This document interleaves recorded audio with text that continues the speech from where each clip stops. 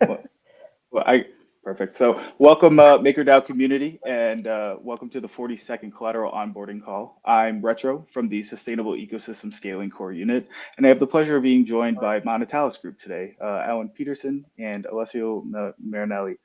Monetalis has become a household name at the MakerDAO forums, being involved with the community since mid 2021. And today they're here to present their evolution of their strategy for onboarding real world assets to Maker. The team has a short presentation prepared. If you have any questions, please drop them into the chat. Otherwise, raise your hand and our team will answer them during a break in the action. And with that, I'm happy to turn the mic over to Allan and Alessio. Floor is yours. Great. Thank you very much. Thank you. Yeah, so thank you for arranging this, Rachel. Very kind. So today is really primarily a Q&A, so we're open for any kind of questions you might have. We've put together a really short presentation on some of the key points we think are the merits of what we're doing, and hopefully they can add some clarity to some of the points that's been made in the forum previously. And I'm joined with Alessio, my co-founder here. He'll take some parts of the presentation as well, and we should have some other people joining as well. But let's just move forward. We want to take a step back before we jump straight into talking about Monetalis. You can just move forward, Alessio. The first step is sort of as we think about using DAI in the real world, and here I've illustrated DAI here with this sort of world shaper, Dr. Maker here, and what are we going to use it for? And I hope where we all seem to be moving our thoughts is that we want to do it, of course, make money, grow the protocol, make Maker token more worth, but generally we want to do it in a spirit that is helping the earth, make the earth great again, which is sort of another way of saying clean money in our view. But that's sort of where our origin comes from, and that's where the first conversations were in 2021 when we started out. How were this currency and all that power that might potentially lie in there be applied in the real world? And certainly that should be for good as much as, of course, for increasing the value of Maker tokens. Next one. And one of the key parts, as we thought through things about, so how do we enter into TradFi? Because there's been some experiments, but when we do it in larger scale, the first step here, of course, illustrated by Boss Aldrin, and is sort of really the thing that sits on this particular T-shirt that I took a photo of here. Give respect, get respect. There's a lot of disconnect between the crypto world and the TradFi world, and it is sort of how can we design a place where we're giving respect to the TradFi world for what they've done and also for crypto. And because it really is a virtuous cycle. If we give respect when we enter into the TradFi space, they will give us respect back. So that's sort of the basis for how we're working with this as well. Next.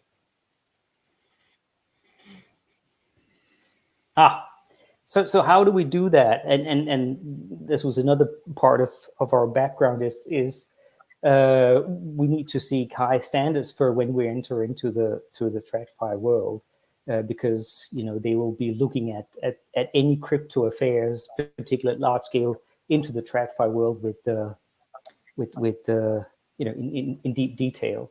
So we need to set some fairly high standards for ourselves. So the first one is, of course, being a good corporate citizen, making sure that our investments are appropriate, using good governance, using good legals, using good regulations.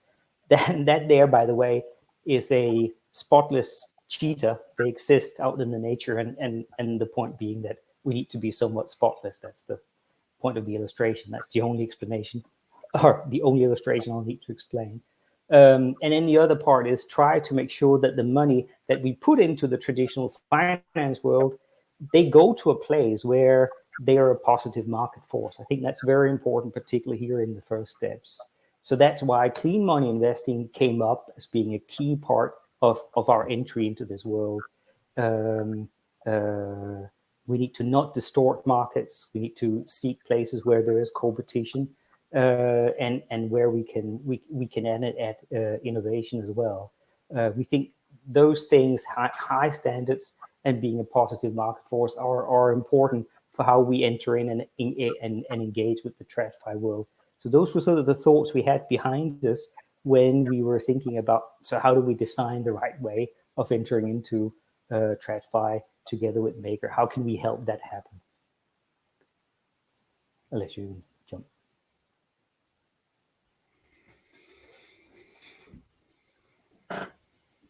Okay, so we jump now straight to Monetalis solution, and I think it's best represented now in three components.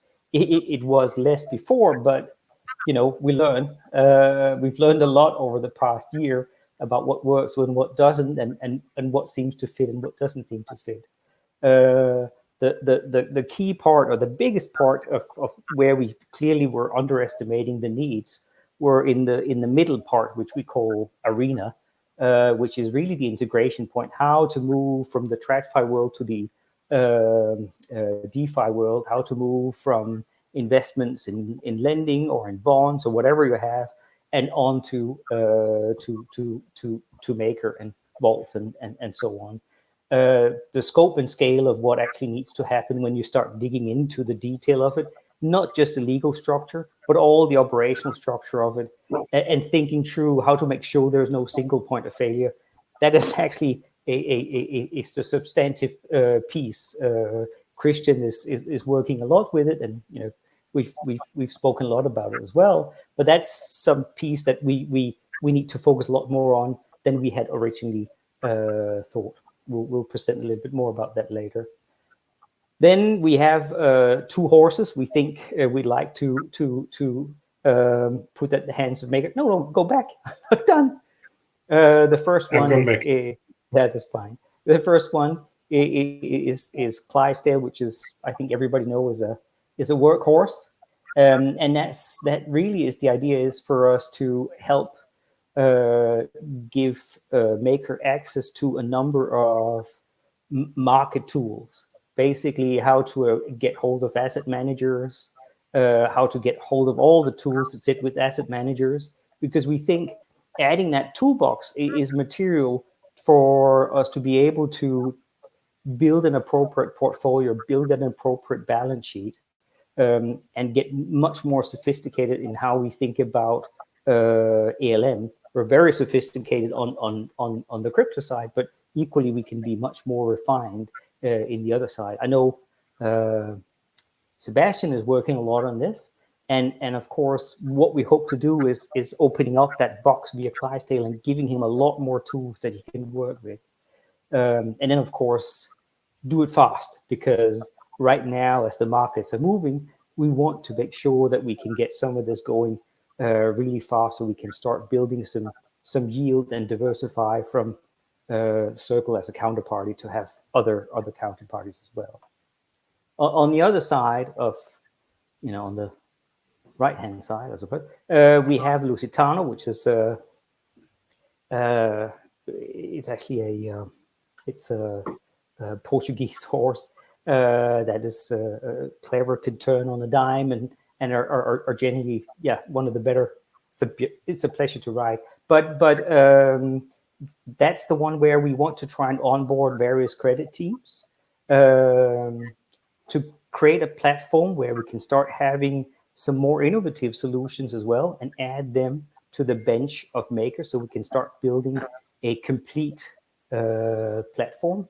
We have the first team ready, and we'll talk. Alessio will talk about this later.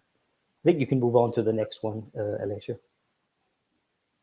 So here I've listed somewhat what I already said. The Clydesdale part, which is to try and engage with high quality asset managers and use that as a tool to do a community-driven portfolio selection for how to replace some of the USDC. Here in the first MIP65, we're requesting 500. And then we're now working. We've presented Bale Gifford as one investment manager here, I think last week. We'll be presenting something about BlackRock as well. And there's another one that may be coming as well. But we're trying to see if we can find the right investment manager and the right kind of mix between the various products that they have available that seems to suit the community. The key is to open up this toolbox and let the community decide how it wants to put this money out. And we want to give the tools to make that possible. Again, Lusitano, we have the first Team Alpha. They've actually been in place for some time now. It was the team we had previously, but we've added to it quite a lot. We've thought about how to decrease some of the risks in its ramp-up phase. But this is the one where we can show very direct, visible, clean money results, which I think is very important and exciting for how to show how Maker is entering into the real world at somewhat scale, not just buying bonds, but also doing sort of lending of this kind, where you can see direct results as a number of properties that have changed to net zero, how big is the amount of cars that are electrical, and so forth. And of course, as I said, the one that everybody that we thought was somewhat simple, Arena, that we need to build and have some good plans for. But we've designed this for us to get going fast, because I really think we want to put some results in the hands of Maker on both these on all these things. The Arena is somewhat ready to go. We need to work some more with Christian, but then it can move. Arena is used for both Lusitano and Clydesdale. Clydesdale, we're working through the various asset managers, but as soon as we have chosen the right strategy, it is ready to go. We have the various counterparties ready in terms of how to operationalize it. Same with Lusitano, we have portfolios ready to take on and so on. So we can deliver results fairly fast. But we think that the eye on the price that we have in the long run is aligned with the clean money idea. I do think, and you know, things can change over time, but I feel like everything here is pointing towards a place where we might be able to develop a climate fixed income position, or a strong position, particularly if Maker continues to have a clean money vision as at its core, because then the amounts of money given that Maker grows can become quite dramatic. And as soon as as long as we keep adding to these things that we're doing here, you know, we have a unique sustainability lens, how to think about that. We're doing our own sourcing here of deals. We can package them ourselves. We're doing our own investments. I mean, we are not, but Maker's doing own investments. We start doing market making. There's a lack of market making for some of these bonds. There's very little liquidity, in fact. Integrate directly into these markets. I think there's a big chance for us to continue down this path and with this vision to build something great in the climate fixed income space. Just if you take the next one, Alessio. Yeah. Because the reality is, if you're to expect, you know, this is one of the predictions. There's the little thing there at the bottom there. It says today there's maybe 1.5 trillion to 2 trillion in climate financing or bonds. A lot of them are government and supranational in source.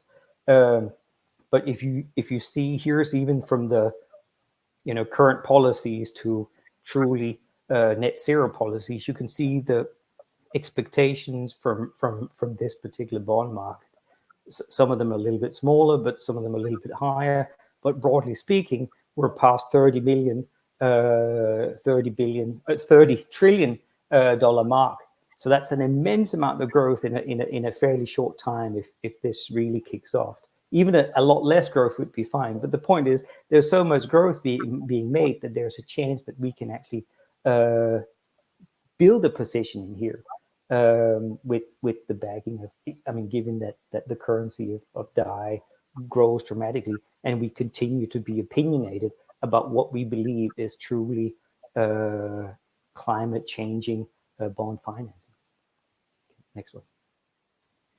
Okay, Arena, that's next one. I just want to give you an idea of what's going on and how it sort of works. So to give you an idea of the scope and scale of this. So a cell or one version of Arena that would be attached to, for instance, Clydesdale or Lusitano would look like this: Arena #1 version 1. Okay, so there's a MIP21. That's the protocol that we're using right now. Robert has, they know all about that and how to implement it. There's a trust. That's the legal structure that we use. I know others use foundations. Depends on jurisdiction and other things. Trust is sort of what works well. But so the legal structure as in what to put in fairness is not a giant document for us anyways. The second part, but look at the list below, the amount of third parties you actually need to engage with, or who needs to be happy with the idea of having a trust with a cryptocurrency as beneficiary is quite long. You need a professional trustee to actually control and usually hold shares. You need a cash agent to make sure that somebody is actually responsible for the cash, and it doesn't come into other parties' hands. A security agent often to actually hold whatever security might be behind various lending, whatever lending is here. Auditors, accounting, bank, custodian services, legal advice, tax advisor. There's quite a lot of pieces that needs to be put together, and you need to get them agreeing on this. That in itself was actually quite a big deal, getting the bank to agree to a trust that had this as beneficiary and so on and so forth. But the most important part there, where I think a lot of the research have gone into now, or thinking now, has been in the governance package. I've sort of graded out here. The construct I think most have come to is that there is maker votes, which all obviously should be limit free. They can decide anything within legal constraints for what should happen to this to this trust, including wind up or liquidation, if you like.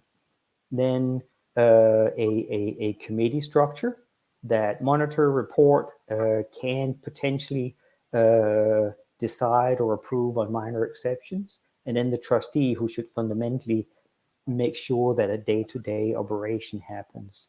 Basically, they should be instructing the various parties or third parties you see below. And the way we try to do it, or try to make sense of it all, is to do decision and responsibility matrices to map out, in the case of Clydesdale, okay, what do we want to be done, who can do it, and what should be their responsibilities. That's the same. And then below it, a key process map, as in, okay, here are the key things that needs to be done or could be done. How should they be done? So there's clarity around responsibilities, and clarity around processes for how they should be executed. And then usually all this is done via instructions. Basically, the maker, as the one who can instruct the trust or trustees, also instructs the committee, and so on and so forth. Now, the fact is, I put in here iterations in real life, is because sometimes you find some of the counterparties will go only so and so far. There's only so many things they're willing to take responsibility. So this is sort of how should I put it, a compromise, a process of compromise and iteration. You work with all these parties until you find a place that seems satisfying. That's why I put it up here, an initial satisfying solution, meaning it's okay in terms of protection, and it's okay in terms of making everybody work, and it's not too onerous to manage. So that's where we're going for, a satisfying solution. not necessarily the best, because who knows what that is and so on. But that's what we're going for. Now, what I want to be clear about is when you have that structure, you can copy it, right? So this is the key thing that we need to do. We build this, we understand clearly how it works, and you start copying it, because the key is to not have a single point of failure in this system. So I built Arena 1 V1, that's with Clydesdale. Then I built Arena 2 V1, which is with Lusitano, and then I already have two of these pieces, two of these structures. And very likely, because I don't want single point of failure, this is vital. This is the representation of Maker in the real world. You probably also, in my view, as I put here on the right side, would have a variation on jurisdiction, variation on sizes, and on third-party providers. So, for instance, let's say we get MIP65, 500 million, we put it into a BVI, we select various parties and so on. We will not do a straight copy of that for the next tranche. Let's say we got 500 million. We might think about putting that in a different jurisdiction and trying to use a slightly different blank and a slightly different trustee and so on. Because the whole part here is to use a copy but vary over time, because if any of these fails, I need to have pieces that I can move around. If one of the bank, I don't know if you've ever tried it, but I have definitely, where a bank says we can't work with you, you've got a month to find another one, and it's impossible. You can't actually do it in a month. So it's very important with regulation, all the things that are happening around crypto, that you make sure that you have a variation of them. So what I expect over time is that you would have a complex, as I say, of Arena 1 to 10, depending on what kind of businesses and the sizes you have working with Maker, and somebody, and that of course is us, needs to set these up, monitor them, be ready for a rapid move if somehow one of these jurisdictions become crypto unfriendly. We have to move, and then hopefully we have setups elsewhere that we can make it work with. Monitor the third parties. The committee is doing a lot, but still you will have to monitor that all these things are okay. You need this sort of disaster planning that we talked about. What if for some reason this one closes down, or this trustee gets crazy, or how do you handle all these things? So you need somebody to take care of that. And then of course there is the evolution. We will naturally want to evolve the governance package. We want more to Maker or less to Maker, more to a committee or a different committee or a larger committee. So there will be a natural evolution and discussion between, I suspect, the real world finance team and the legal team about how do we do this, and working with somebody like me and Centrifuge or all the different parties that are in there to keep evolving it. So there needs to be this forced evolution on how to do this. And that's why I put this little man who's sort of work in progress and a little forever, because that is the truth of it. We have a good place to be. We feel satisfied. We're okay with starting point, but we need to put all these other things in place over time and around it. And we need to start evolving. We need to start talking about what's working, what's not working. Yeah?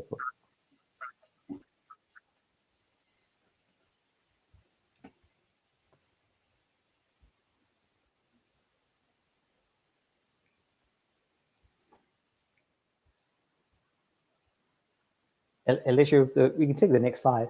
I'm done with it. So I don't have anything to say. Okay. Can you? So fine. So this is oh, we're turning around. Can you hear me, Allan? Sorry. Yeah, I can hear you. Yeah. So I just want to say a little bit more about Clydesdale. We'll be finished soon. So what we want to create here is that's the horse. It's beautiful, very smooth ride. If you ever try it, very smooth. Next. Okay. All right. So I just want to illustrate the process that we're thinking here, so you understand how MIP65 sort of is supposed to be working, and what are the advantages or disadvantages. So there was clearly a maker problem, and there was clearly a wish list, as in we were too exposed into USDC. We'd like to see some yield. We'd like to keep the money safe, and we'd like to turn it into clean money of some sort. That seemed to be the wish list.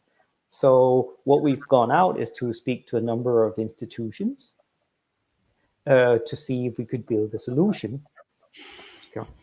Now we're engaging with the community. We've put up the first one. We will put up the next one and the next one until we find the appropriate mix that works. And then it's a maker allocation decision. Then we'll execute the portfolio on one of these arena structures. And then we'll continue to, of course, monitor, report, recommend on that portfolio. We won't stop. Now it's executed, but we'll try and continue to work with more and more institutions to compare and contrast, to see whether there's a better version somewhere. Maybe people want to take more risk. Maybe markets change. They want to take even less risk. Maybe we want to look at other types of assets.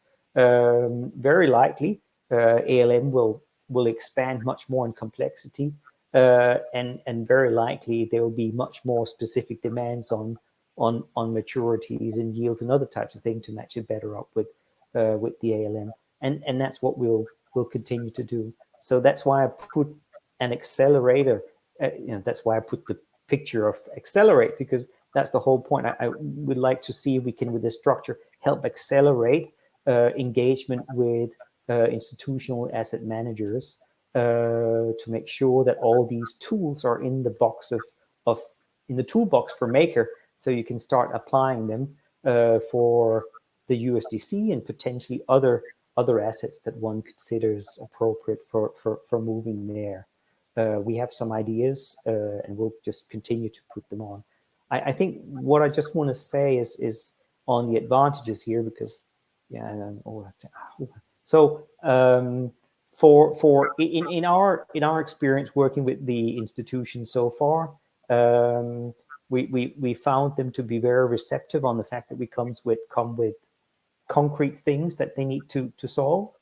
Saying this is the amount of money we're looking for, this type of solution. We're looking for something that's very safe. We're looking for a little bit of yield. What do you think you have? And they'll come out with it.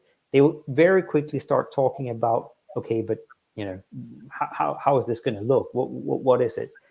So it's been very helpful that we could explain Arena in deep detail, and in fact share some of the agreements on how the trust would look like, share who the third parties would be working with, how we were thinking about a monitoring program.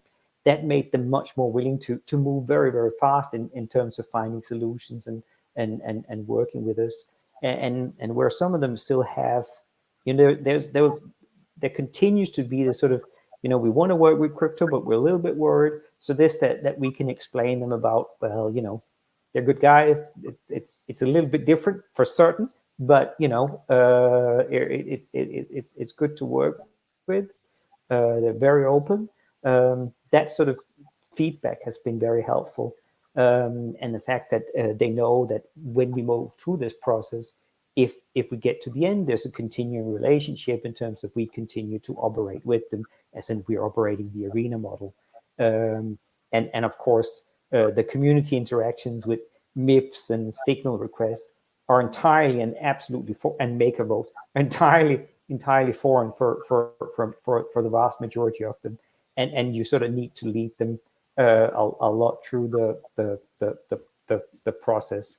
So that has been very helpful. On the side of Maker, I think I've made clear. I really hope that adding all these tools as fast as possible, and making it possible to transfer some of the USDC onto something that is yield bringing and has a very different risk or counterparty risk than where we are today will be very helpful. Next one, Alessio.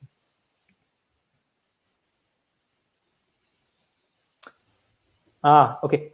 This is very short. There'll be much more as in the next post that we make on this. I just wanted, because I could see some of those who posted under the Bale Gifford allocation were perhaps not clear on this, but the way we're thinking about it right now, and this may be wrong, this may be not entirely what the community want, but the way we were thinking about it right now is what you call an uneven barbell, as in you put a lot of assets in the end that is sort of flight to safety, which is US Treasury type products that are short term from 0 to 1 year, 1 to 3 year, and a little bit on the other end to try and capture a little bit of yield in a slightly longer term.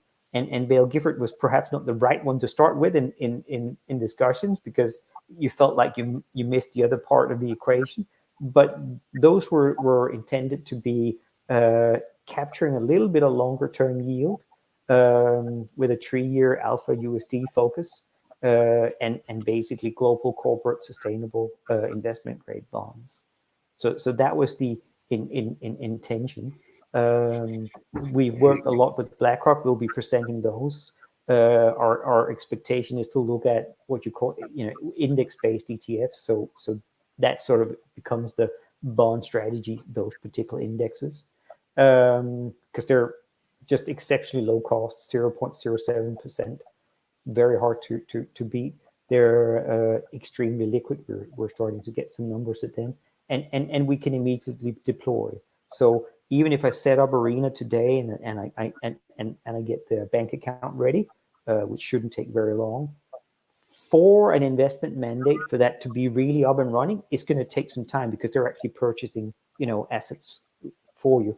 Whereas when you're done, you have the bank account, you buy the ETFs. So it's a much more immediate deployment. So even if we said yes to both of them today, it would take me 3 months or more to get, a fully deployed amount with Bale Gifford, for instance. But whereas it would take me a lot less time to get, Bank Signum ready and purchase these, so you get a much faster deployment. So that was sort of the idea. We also have engagement in particular with Goldman Sachs and a few other asset managers who's also looking at it, and we'll try and present some of the thoughts they have. But I put here in the middle, which is sort of the key questions that a lot of us are asking.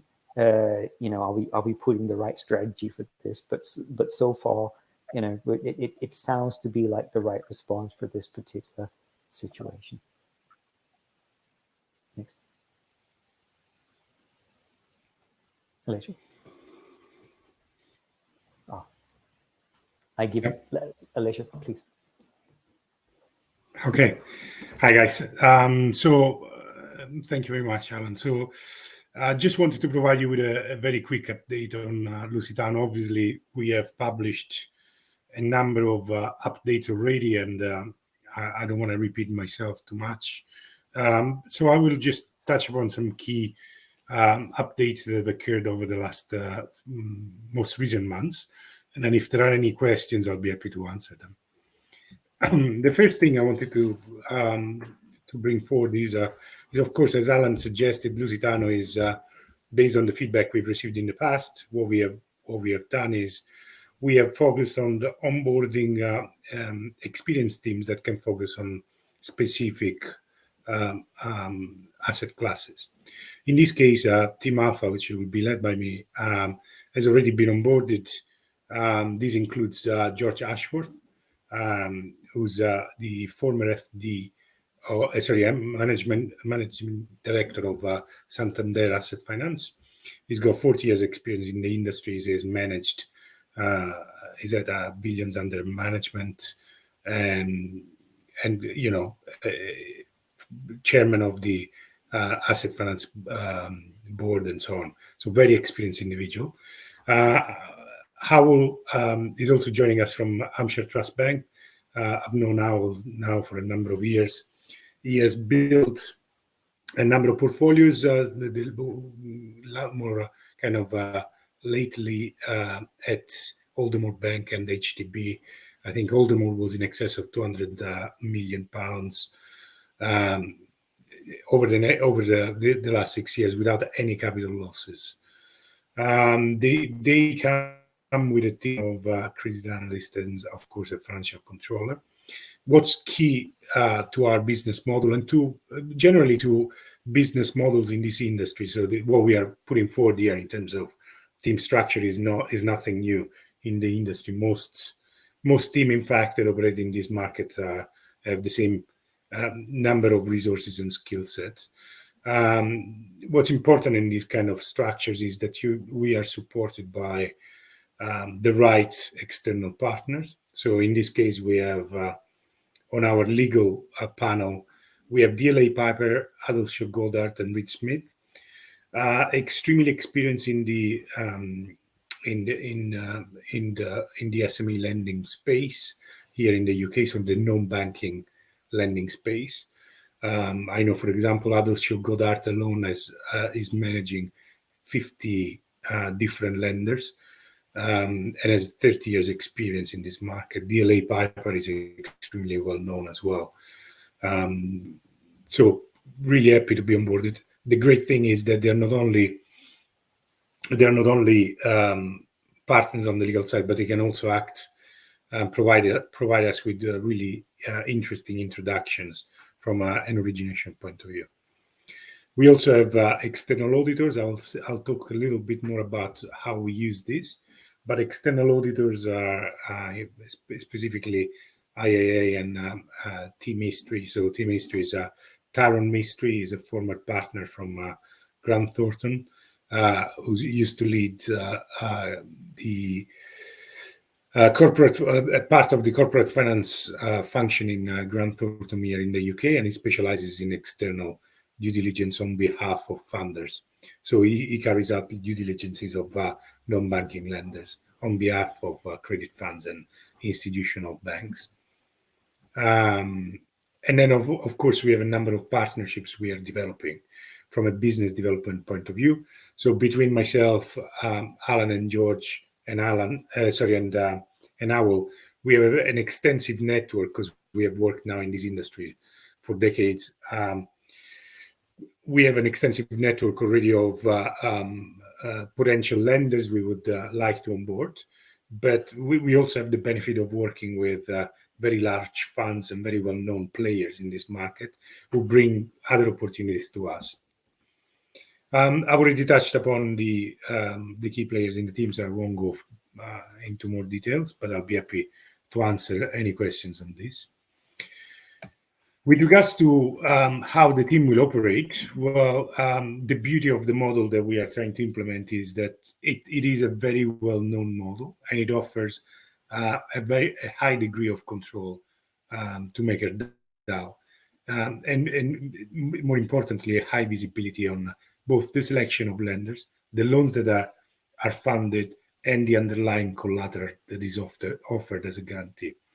We have three broad areas when in our framework when we look at onboarding a new lender, either through our directly or through one of our super senior partnerships. The first thing we do is, of course, alongside MakerDAO, we define and agree a set of strategic credit guidelines. You will have seen this now in a number of posts we have published in the forum. We then go away and select the most suitable origination partners. They can be non-bank lenders, or can be other funds, or can be institutional funders with whom we have a super senior relationship.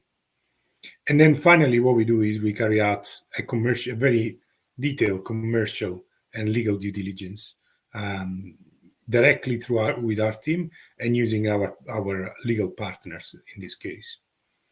Once, again, I'll be more than happy to go into the details, but I think there's been quite a lot published on this, but I'll be happy to answer questions on the specifics. In terms of once a facility is up and running, how do we ensure that we maintain both the credit we operate within the credit guidelines, we maintain the security coverage we have promised MakerDAO, and we want to maintain as an institution ourselves. And how do we report on the performance of our portfolio as a whole? So in order to do this and to provide MakerDAO the right level of control, we have put in place a credit committee and an audit committee. So MakerDAO will have obviously a seat and a vote in both of these committees. The credit committee is in place to approve the onboarding of any new lender or partner, and therefore the issuance of any new facility. It's also in place to monitor the performance of the portfolio on a monthly basis and review the credit guidelines on a quarterly basis and vote on this, of course.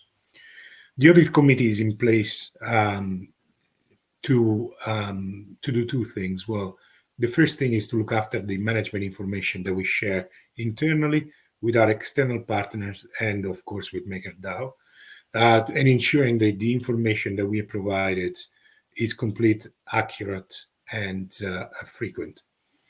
The other thing we do is, of course, review that through the input of our external auditors, or audit partners, I should say, to ensure that our underlying portfolios from the lenders are operating within the facility letters that we have set out. The monitoring that we carry out is partly done on a monthly basis through our very sophisticated platform, but also is carried out on a quarterly basis by our external auditor team on site with the lenders. It's important to note that as well as having representation from Monetalis and MakerDAO, we also have independent representation from subject matter experts that are jointly selected with MakerDAO on these committees. I then would like to provide you with a very quick overview of an update of our market. There's been quite a lot that has happened in the last 2 or 3 months, a lot of very exciting things, in fact. The first update is that we are now in the final stages of closing quite a very important partnership for us with a very well-known fund in London. We are starting this relationship. So this fund has reviewed both our operating model, our pipeline of potential originators, our credit criteria, and our control monitoring framework in general. And they have decided to provide us with an initial £20 million worth of junior funding to support the forward flow opportunity we have in the current pipeline. The understanding is, of course, that this 20 million will go out very quickly, and they will be happy to ramp up to 100 million of junior funding. For those of you who are unfamiliar with the term, Monetalis and Lusitano are looking to provide senior lending facilities to non-bank lenders. That means that for every loan that is issued, we will only provide a maximum of 85% of that loan. If we wanted to fund the loan 100%, like we did in the case with forward flow arrangements, we would need someone to put in a 15%, the remaining 15%, which is also used as a kind of a first loss slice. And these partners agree to that. And that's kind of testament to the strength of our offering. There is a lot more coming up on partnership, both with this particular player and other very exciting opportunity we're about to announce on the super senior side of things. But I will get to that perhaps in later posts. The other big development is, of course, again, going back to the feedback we've received a while ago. What we have, this was in a way always in our strategies, is nothing new. But what we wanted to present here is, of course, the opportunity to eliminate any ramp-up risk associated to the origination or the provision of the initial 50 million of funding to non-bank lenders by refinancing existing portfolios. So what we have done is we have, at the moment, we have about £1.5 billion worth of opportunities in our pipeline. We have selected a number of very well funded and very well established lenders which have an exceptional track record over the last 5 to 7 years in terms of both origination and capital losses. And have selected also a variety of assets to provide us a diversification and immediate diversification on day one on both underlying loan concentrations, security coverage, and asset class that we will have under management. So, and also through the, I don't, if for those of you who don't recall this, our funding is provided through 3 different products: revolving credit facilities, block discount arrangements, and forward flow arrangements. So the refinancing of this portfolio will also provide us with a diversification across these 3 products. To date, the opportunities that we have identified will provide us with the ability to refinance circa 53 million of outstanding loan balances. Obviously, these are all performing loans, and they've been already a good due diligence has been carried out on them. These loans are underpinned by over 91 million pounds worth of security, predominantly property and art assets. This gives us on day one a coverage ratio of 1.7, which is fantastic. The total number of loans that we will underwrite through these refinances over 1,100 loans, and give us an overall loan concentration risk of less than, well, around 0.1%. As well as refinancing these loans, obviously, once we have refinanced these loans, we will have established a new origination relationships with these non-bank lenders, and that will add the opportunity to generate 100 million pounds worth of new originations per year across these 4 lenders alone. If you recall, we have over 25 lenders in the pipeline at this stage. So great opportunity. Now, the exciting bit is, of course, it's wonderful to have very secure non-bank lending opportunities lined up in our pipeline. It's equally exciting to have them as an immediate refinance opportunity, giving us the ability to originate 50 million straight away on performing assets.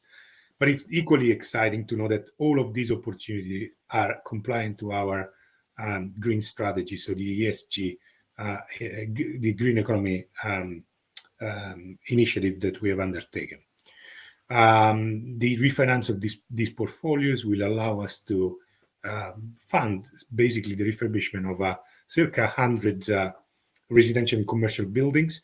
When a building is refurbished here in the UK, it must be refurbished at a much higher environmental standard, not only environmentally from environmental standard from a building point of view, but also from an operational point of view. So where the material come from, how they're delivered, and so on. Many of these buildings will not only tick the environmental box in our ESG efforts, but also the social box. A lot of the buildings that are part of this refinance are actually going to fill a gap for social housing and shared accommodations here in the UK, which are in high demand at the moment. And I also may say it's these kind of accommodations are safer in a way as an investment with the current economic climate. The other things we're looking to do is obviously electric vehicles are in extremely high demand. We're working with one of, if not the most prominent player in this market, and we're looking to basically introduce 200 new electric vehicles to replace combustion engine taxis in London. And finally, we are hoping to help 900 professionals. What I mean by professionals is opticians, doctors, lawyers, and dentists to adhere to the net zero policies established by their professional bodies by providing them with the appropriate finance to support their cash flow and acquire new assets for their professions.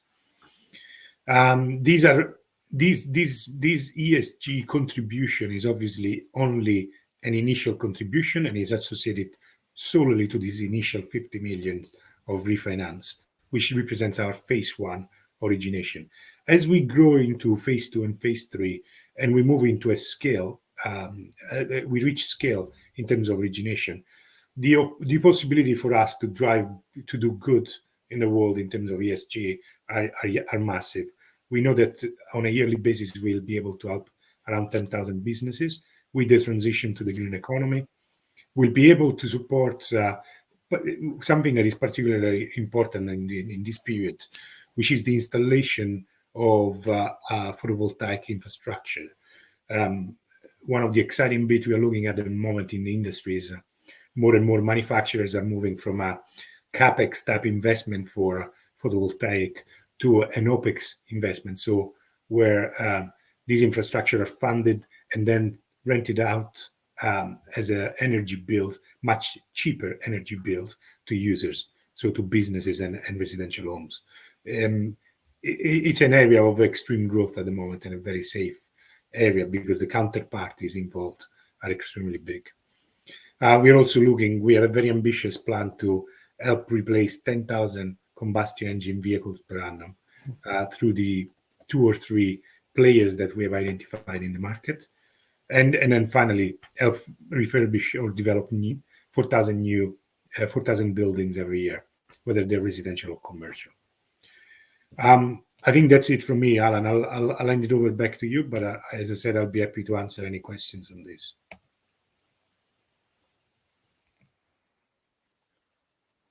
Allan? We took way longer than I expected. So really, this is what. Any questions? I think this is we took too long. I think.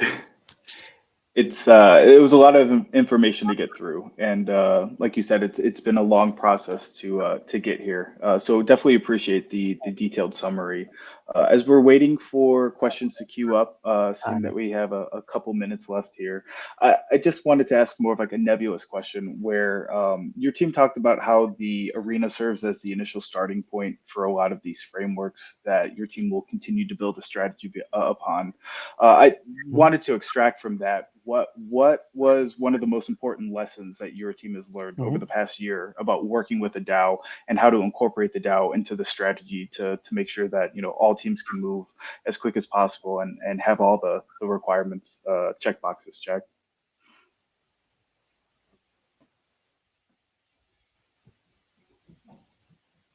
I